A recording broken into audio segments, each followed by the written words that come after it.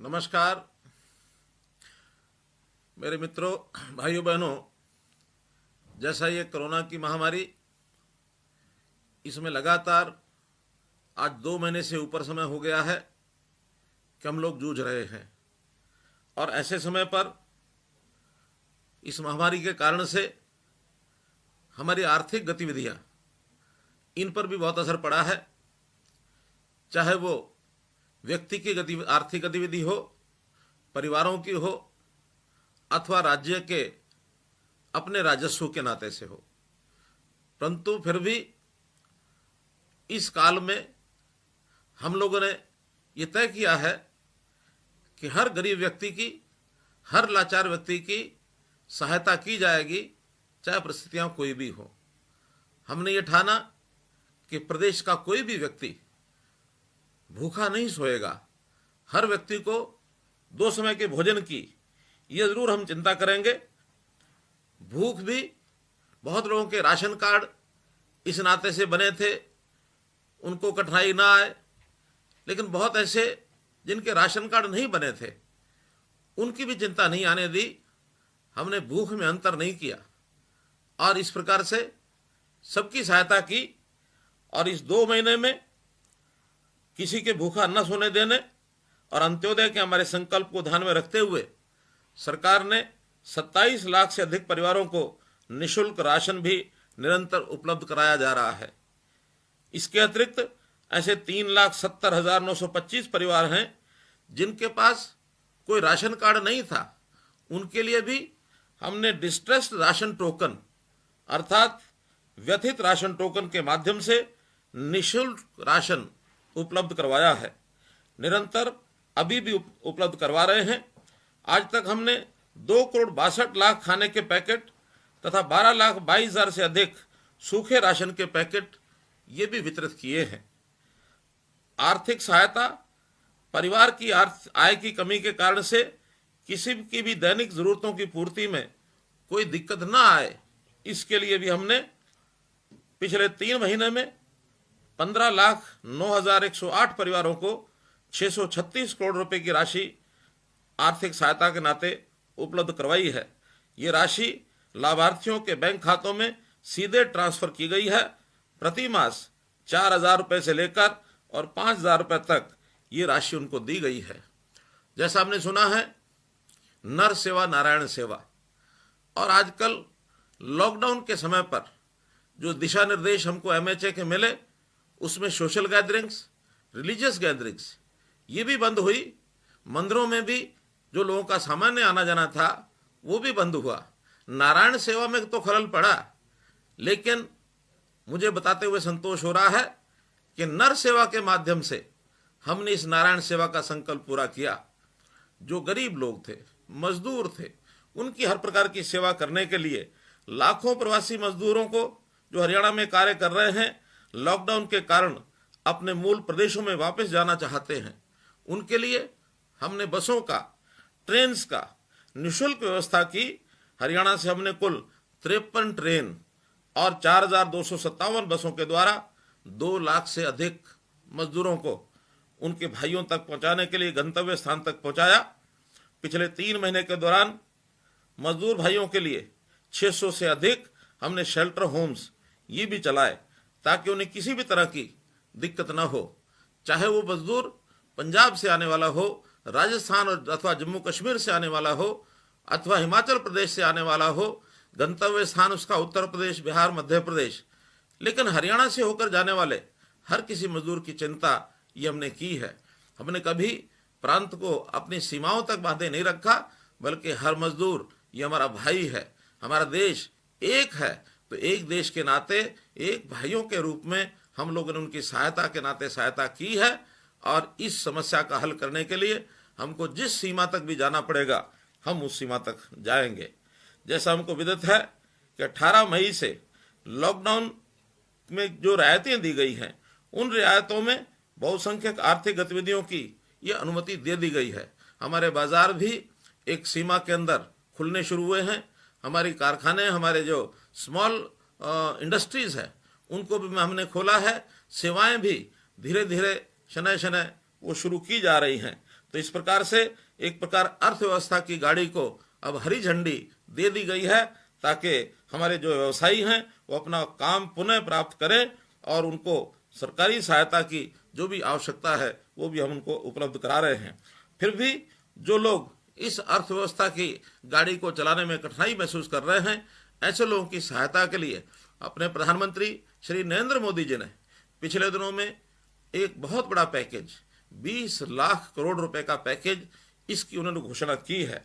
और उस घोषणा के माध्यम से हम लोग अपने इस आत्मनिर्भर भारत के नाते से आगे बढ़ रहे हैं। हरियाणा के किसान, मजदूर, गरीब, व्यवसायी, उद्यमी इसी पैकेज का पूरा लाभ वो पाएं, इसके लिए हर संभव प्रयास हम लोग करेंगे। और इसके लिए कुछ योजनाएं भी हरियाणा सरकार ने बनाई हैं। उस पैकेज को ध्यान में रखते हुए कुछ योजनाएं ऐसी हैं जिसकी मैं घोषणा करता हूं। सबसे पहले हमारे ऐसे विद्यार्थी हैं जिन्होंने अपनी शिक्षा हेतु ऋण लिया हुआ है। ऐसे सभी विद्यार्थी जो इस वर्ष अपनी शिक्षा पूर्ण करने वाले हैं अथवा जिन्होंने पहले लोन लिया है, अभी तक अपना व्यवसाय शुरू नहीं कर पाए हैं, अर्थात बैंकों में अपनी मूल राशि की वापसी उन्होंने अभी शुरू नहीं की है, ऐसे सब विद्यार्थियों के शिक्षा ऋण के लिए जो उनका ब्याज दिया जाता है, 3 महीने के इस ब्याज का भुगतान हरियाणा सरकार करेगी। इसमें लगभग 36,000 विद्यार्थी लाभान्वित होंगे और लगभग 40 करोड़ रुपए का लाभ ये उनको पहुंचेगा।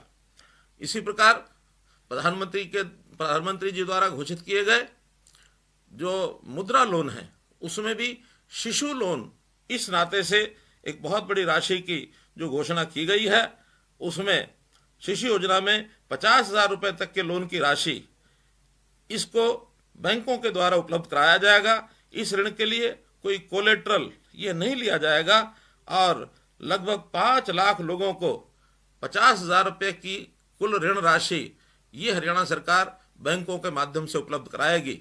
इस राशि के लिए 2% का ऋण, इसके ऊपर ब्याज, उसका माफी जो है केंद्र सरकार की ओर से है।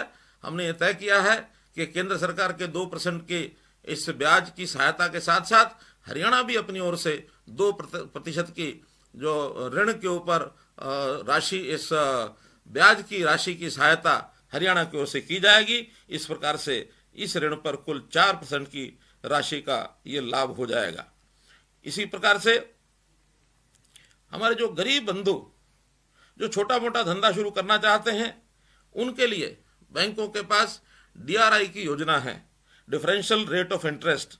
इसमें 15,000 रुपए तक का ऋण ये इन लोगों को मिलता है। 4% की ब्याज की राशि होती है। 4% की उसमें ब्याज की राशि में से 2% ब्याज की राशि हरियाणा प्रदेश देगा और इस ऋण को भी बैंकों के माध्यम से 3 लाख लोगों को उपलब्ध कराया जाएगा। इसका भी जो गरीब लोग हैं अपना छोटा मोटा जो काम है, बिजनेस है, उसको वो शुरू कर सकेंगे। व्यवसायों को पुनः प्रारंभ करने के लिए बैंकों के ऊपर एक बहुत बड़ा दायित्व होता है। हमने देखा है कि बैंक ऋण लेने के लिए आवेदकों को विभिन्न समस्याओं का सामना करना पड़ता है। पिछले 3 महीने में सरकार द्वारा आम आदमी तक मदद पहुंचाने के लिए ई-गवर्नेंस का व्यापक इस्तेमाल किया है। हम इस ई-गवर्नेंस को बैंकों के साथ आम आदमी को जोड़ने के लिए इसका भी उपयोग करेंगे और इसके लिए हम एक विशेष पोर्टल बनाने जा रहे हैं।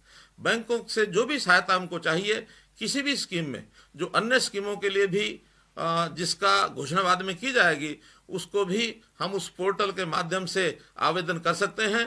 और जो भी बैंक से हम ऋण लेना चाहते हैं, जिस बैंक में हमारा अपना खाता है, उस बैंक को अप्लाई किया जा सकता है। सरकार भी पूरा उस पर ध्यान रखेगी कि जो आवेदन हमारे गरीब लोगों ने किया है, बैंकों ने उनका ऋण उनको पहुंचाया है अथवा नहीं पहुंचाया है, इसकी सारी जानकारी हम लेंगे। इसी प्रकार मैं बहुत ही एक विश्वास के साथ कह सकता हूं कि हरियाणा प्रदेश ये अन्य प्रदेशों की तुलना में, चाहे आर्थिक गतिविधि हो, चाहे कोरोना के साथ लड़ाई हो, इन सब बातों में अन्य प्रदेशों की तुलना में बहुत अच्छी स्थिति में है। जैसा मैंने 2 दिन पहले भी बताया था, उसी बात को दोहरा रहा हूं कि हरियाणा चाहे दिल्ली हो, राजस्थान हो, पंजाब हो अथवा उत्तर प्रदेश हो, इन सब प्रांतों से हमारी स्थिति बहुत बेहतर है। आज भी कोरोना के नाते से हमारे यहाँ भी संख्या 942 ये पॉजिटिव केसेस आए, जिसमें से 601 संख्या ये उसके अंदर से रिकवर हो गई है, अर्थात जिनको अस्पतालों से छुट्टी दे दी गई है। मात्र 327 लोग ऐसे हैं जिनका अभी इलाज चल रहा है। 14 लोगों की मृत्यु हुई है। हमारा जो रिकवरी रेट है ये 63.80 ये है। और हमारे जो टेस्ट है पर मिलियन टेस्ट, यह भी बहुत अच्छी एक संख्या में 3220 टेस्ट हमारे प्रति 10 लाख ये हो गए हैं, जो बहुत से प्रांतों से ये ऊपर हैं। यहाँ का जो हमारा डबलिंग रेट है, अर्थात ये भी एक पैमाना रहता है देश और दुनिया में कि कहाँ पॉजिटिव केस कितने आ रहे हैं। डबलिंग रेट हमारा 15 दिनों के बाद हो गया है। 15 दिन पहले जितने केस थे उससे आज डबल हैं। जो हमारे देश का जो डबलिंग रेट है वो इससे कम है। दुनिया में तो ये डबलिंग रेट बहुत ही कम है। इस नाते से हम अच्छी स्थिति में हैं। हम लोगों ने सुना जैसे कि देश के प्रधानमंत्री ने अपने देश को आत्मनिर्भर भारत बनाने के लिए जो विभिन्न प्रकार की घोषणाएं की हैं, उसके ऊपर एक एक करके भारत सरकार काम कर रही है। उसी अनुरूप हरियाणा सरकार भी जितना हमारा हिस्सा होगा, जितना हमारा शेयर होगा, हम उसको बखूबी ये लेने वाले हैं।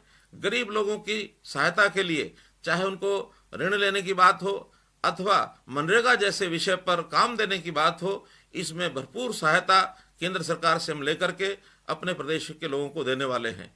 जैसे उन्होंने घोषणाएं की हैं, उसमें MSMEs जो हमारे छोटे उद्योग हैं, लघु उद्यम है और छोटा व्यापारी है, इन सब के लिए जो 3 लाख करोड़ रुपए का एक पैकेज घोषणा की गई है, उसमें बहुत प्रकार के जो योजनाएं हैं उन योजनाओं को बनाया जा रहा है। एक एक योजना सरकार के माध्यम से, बैंकों के माध्यम से आप लोगों के सामने रखी जाएगी और उसका भरपूर उपयोग जल्दी से जल्दी वो मिल सके। चाहे उसमें गरीब लोग हैं, लेबर करने वाले लोग हैं, माइग्रेंट्स हैं, फार्मर्स हैं। ऐसे फार्मर्स के लिए अन्य जो सहयोगी व्यवसाय हो सकते हैं, उसमें मछली पालन है, पशुपालन है, एग्रो इंडस्ट्रीज हैं, इन सब के ऊपर बहुत बड़ी राशि सरकार के द्वारा खर्च की जा रही है। हमारी मार्केट, हमारी मंडियां, उनका मंडीकरण, ये भी इस प्रकार से बनाया जा रहा है ताकि किसी प्रकार की कोई कठिनाई ना आए और बिना किसी एक प्रकार से कठिनाई के हम अपने इस माल को, अपने उपज को ठीक रेट से बेच सकें, हमें रेट ठीक मिल जाए। जो कंपटीशन है, चाहे वो प्रदेशों में हो, चाहे पूरे देश के प्रदेशों में हो, उस कंपटीशन में अधिक से अधिक आय हमारे किसान की किस प्रकार से हो सकती है, इस काम के ऊपर पूरा ध्यान दिया जा रहा है।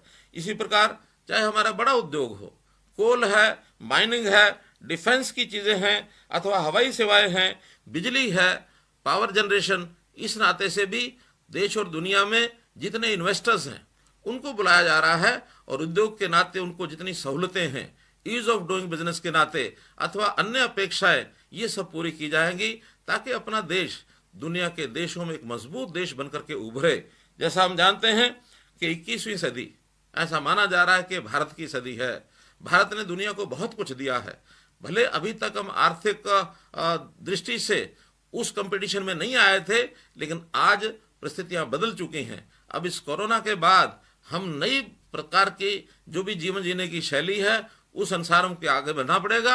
हमारी आर्थिक जो गतिविधियां हैं उसमें भी परिवर्तन आएंगे, हमारा उद्योग बढ़ेगा, हमारी सेवाएं बढ़ेंगी और हमारा मूलभूत जो प्राइमरी सेक्टर है, कृषि के ऊपर जो निर्भर है, कृषि भी हमारे नए ढंग से हम करके आगे लाएंगे और दुनिया को एक अच्छा रास्ता हम दिखा सकेंगे। भविष्य हमारा है। हमारे इस भविष्य को आगे बढ़ाने के लिए हरियाणा भी पूरा योगदान करेगा।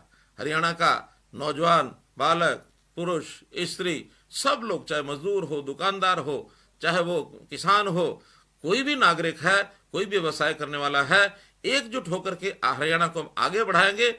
इस संकल्प को लेकर के हम आगे बढ़ेंगे। उसके लिए सरकार हर समय, हर वर्ग के लिए, हर परिवार के लिए, हर व्यक्ति के लिए हमेशा आपके साथ खड़ी है। आप चिंता न करें। हम एक संवेदनशीलता के नाते से हर वर्ग के लिए खड़े हैं, किसी की कोई कठिनाई नहीं आने देंगे। पिछले दिनों में जो हमने परिवर्तन किए हैं, जो रिफॉर्म्स किए हैं, ऐसे रिफॉर्म्स भी समाज के हर वर्ग को सहूलत देने के लिए किए हैं। जो आज तक की कठिनाइयां लोगों को आती थी, उन कठिनाइयों को कैसे दूर किया जाए, एक एक कठिनाई के ऊपर हम विचार कर रहे हैं। और उस रिफॉर्म्स का सबसे बढ़िया समय ये कोरोना का समय हमको ध्यान में आया, ताकि हम एक स्थान पर रह करके भी अपने सारे एडमिनिस्ट्रेशन को, सारे शासन व्यवस्था को चुस्त दुरुस्त कर सकें। इसके लिए बहुत काम हमने किए हैं। एक एक योजना आपके सामने आएगी, आने वाले दिनों में और भी कई योजनाएं आएंगी। निश्चित रूप से इन सबको समझ करके, लागू करके हम उसका लाभ उठाएंगे, ऐसा मेरा विश्वास है। हरियाणा निश्चित रूप से आगे बढ़ेगा, हरियाणा से कोरोना हारेगा, भारत से भागेगा। यही निवेदन करते हुए आपका बहुत बहुत धन्यवाद, बहुत बहुत आभार।